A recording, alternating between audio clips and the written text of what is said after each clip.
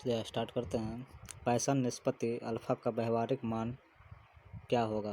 तो option number A में लिखा हुआ है -1 एवं +1 के बीच, कि -1 एवं 0 के बीच, कि 0 एवं +1/2 के बीच, या फिर इनमें से कोई नहीं। तो इसका आंसर ऑप्शन नंबर सी होगा।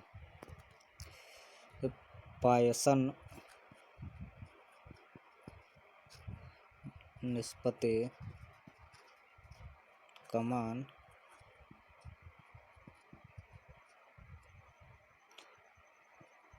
जीरो से x½ के बीच होता है, +1/2 के बीच, जबकि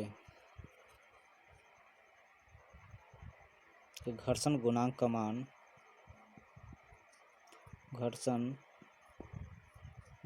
मान 0 से +1 के बीच होता है।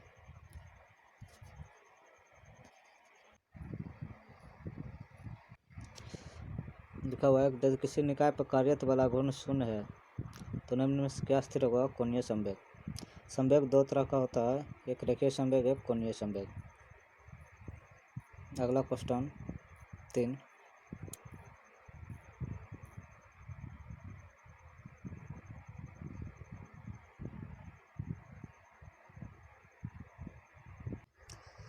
फिर आगे लिखा हुआ है कि निम्न में से कौन सा ज्वालामुखी के सबसे विस्फोटक प्रकार का उदाहरण है?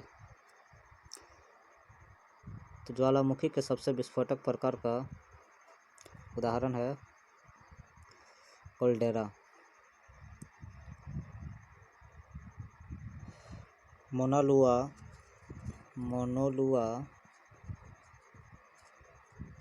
और फिलुआ।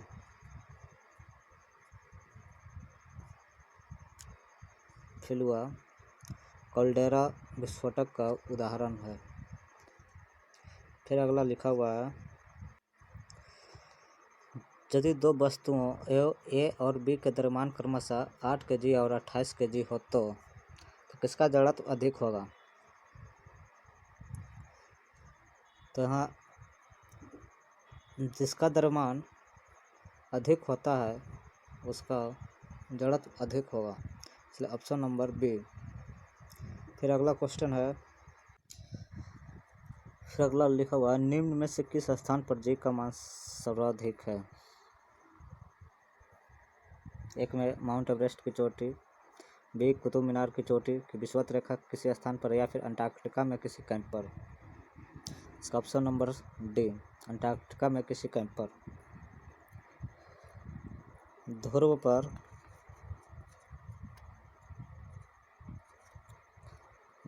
पर जी का मान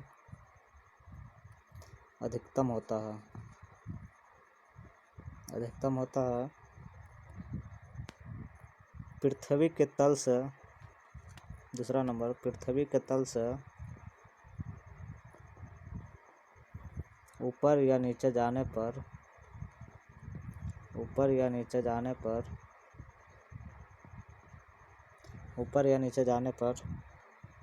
मान घटता है।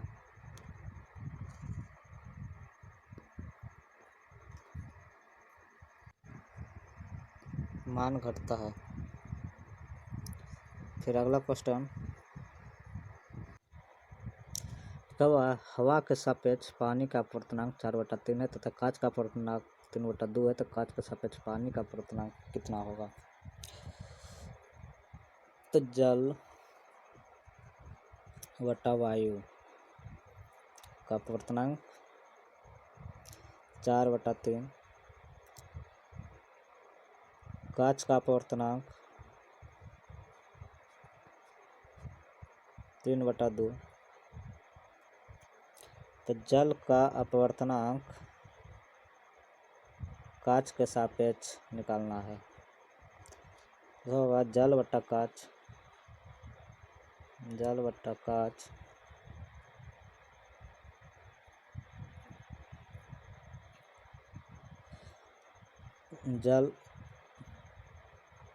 4/3, कांच 3/2, 4/3 इंटू 2/3, 4 दूनी 8, 8 3 तिया 9, यानी कि ऑप्शन नंबर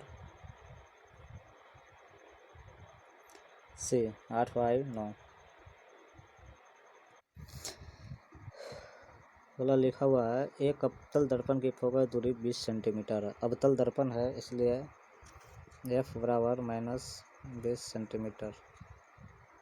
इसको जरा 5 गुना आवर्धित एवं सीधा प्रतिबिंब प्राप्त करने के लिए बीम की स्थिति क्या है, यानी यू निकालना है। m दिया हुआ है 5 गुना, तो m बराबर होता है -v/u, तो v बराबर -5u।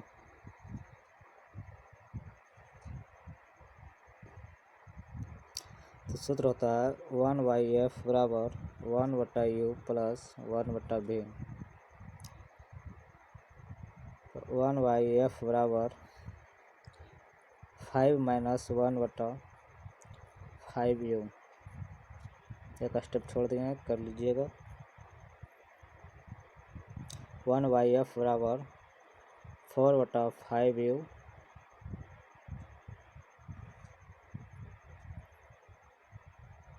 u बराबर 4f/5, 4 इंटू f -20/5, 5 चौक 20 4, यानी कि -16 सेंटीमीटर। तो option number D right answer. आगे चलते हैं। लिखा हुआ बंद आर्गन पाइप के कंपन के मूल आवृत्ति क्या है, n बराबर v/4l। फिर अगला क्वेश्चन है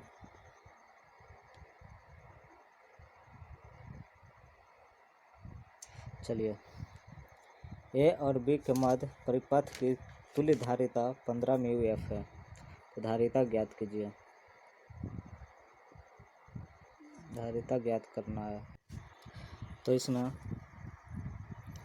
एक फार्मूला होता है 1/CEQ बराबर 1/C1 प्लस 1/C2।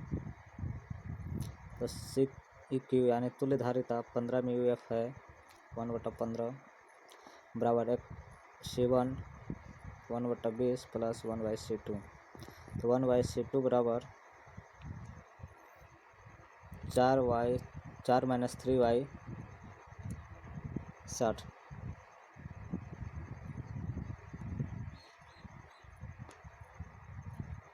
तो C2 बराबर 60 μF, यानी ऑप्शन नंबर बी राइट होगा। लिखा हुआ है कि एक बल का परीक्षण 10 न्यूटन है, यानी F बराबर 10 न्यूटन। यह एक पिंड पर कार्य करता है जिसका एक भाग बंद है। बंध बिंदु से बल की दूरी 4 मीटर है, d बराबर 4 मीटर। तो बल की आघूर्ण कितना है, बल की आघूर्ण पूछ रहा है, बल आघूर्ण। तो इसका फार्मूला होता है बल आघूर्ण बराबर बल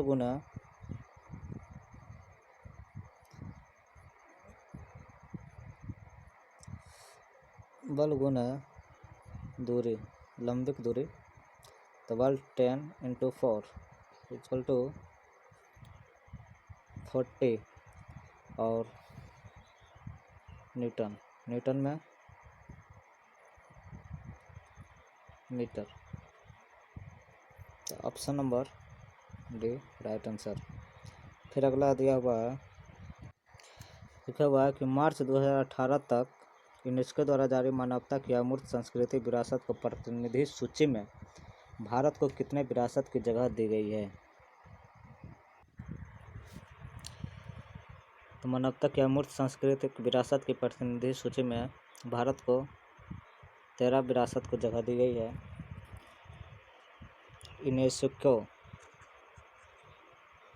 यूनेस्को की स्थापना 1945 में हुआ। इसका मुख्यालय न्यूयॉर्क में है।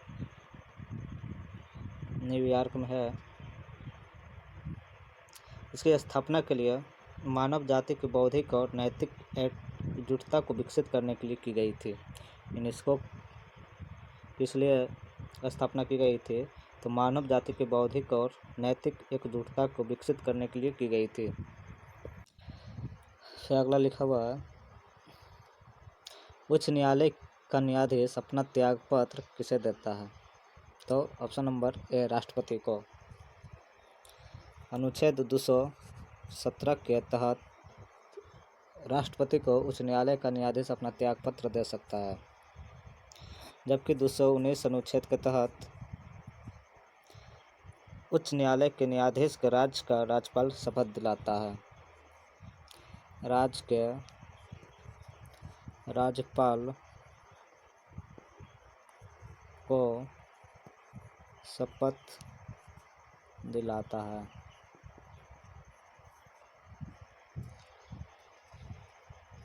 उच्च न्यायालय के न्यायाधीश को राष्ट्रपति नियुक्त करते हैं। अगला है कि उच्च न्यायालय के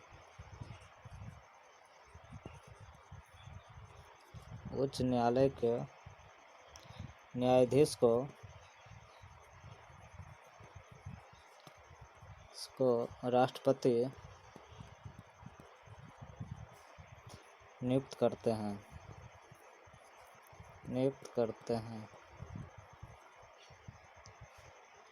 न्यायाधीश के नियुक्त करने के पूर्व राष्ट्रपति राज्यपाल से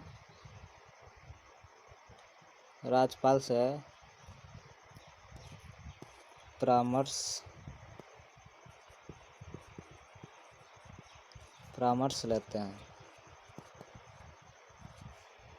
फिर अगला क्वेश्चन है, लिखा हुआ, पटना बिहार की राजधानी कब बना था? तो शेर शाह सूरी के शासनकाल में। शेर शाह सूरी के शासनकाल में बिहार को अलग सूबा बनाते हुए इसका राजधानी पटना बनाया गया 1542 ईस्वी में। फिर अगला इसके बारे में कि पटना को प्राचीन काल में पाटलिपुत्र कहा जाता था।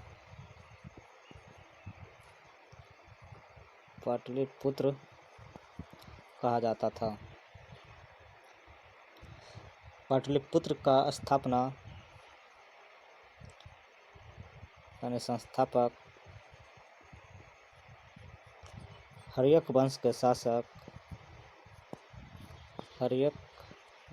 शासक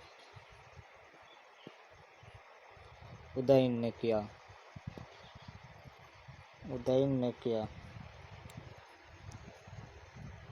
फिर अगला लिखा हुआ है कि गंगा के मैदान की पुरानी कछारी मिट्टी को क्या कहते हैं? तो बांगर कहा जाता है। बांगर वह ऊंचा भाग है जहां नदियों के बाढ़ का पानी नहीं पहुंचता है। यह पुरानी जलोढ़ मिट्टी का होता है।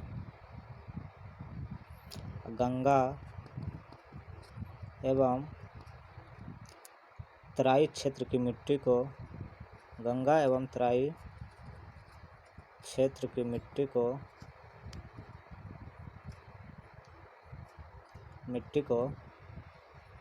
भावर कहा जाता था।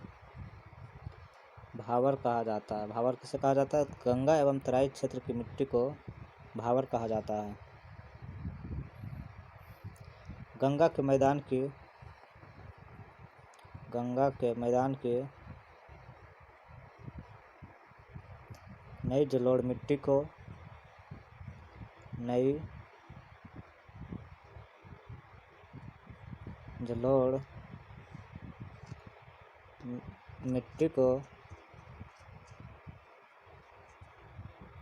खादर कहा जाता है। तो बांगर किसे कहा जाता है?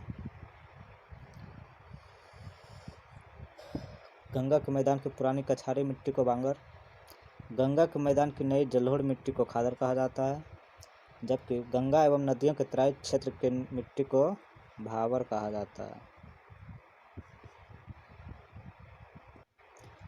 अगर वीडियो अच्छा लगा तो चैनल को सब्सक्राइब करें और दूसरे पर शेयर करें। वीडियो देखने के लिए थैंक यू।